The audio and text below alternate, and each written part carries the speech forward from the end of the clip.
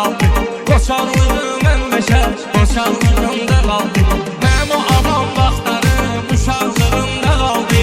Sən desə eləyir davam, tanıya bilmədim səni.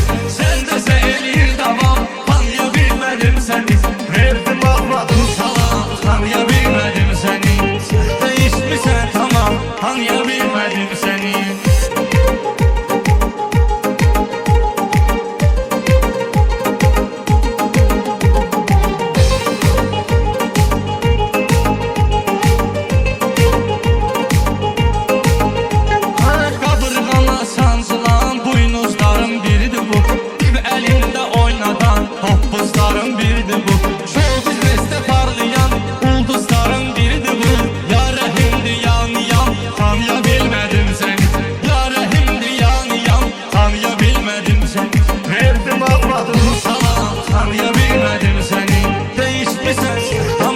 Tanıya bilmədim səni. Səni sözümlə ağardım, toz kimi vaxtlarında.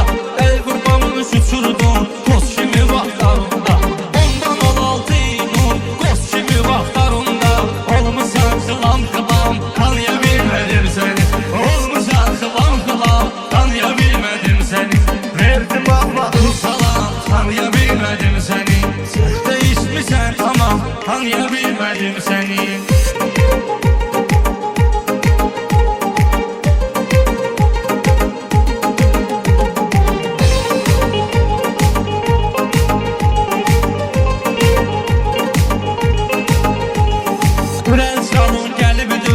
İlhamım ilham kimi, şairlərim var belə, reklamı reklam kimi. Misyo səni görəndən hər yer gedir şam kimi.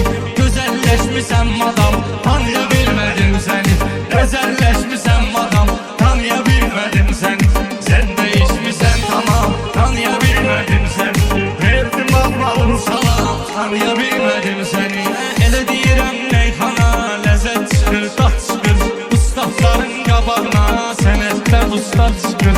Qafar yazıb dur bura, dost axırda zat çıxır. Nədir bu əcaib kəlam, tanıya bilmədim səni. Nədir bu əcaib kəlam, tanıya bilmədim səni. Sən dəyişmisən tamam, tanıya bilmədim səni. Verdim almadım salam, tanıya bilmədim səni.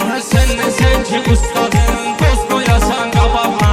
Təbliğinin xiridar, soraq benim soraqna.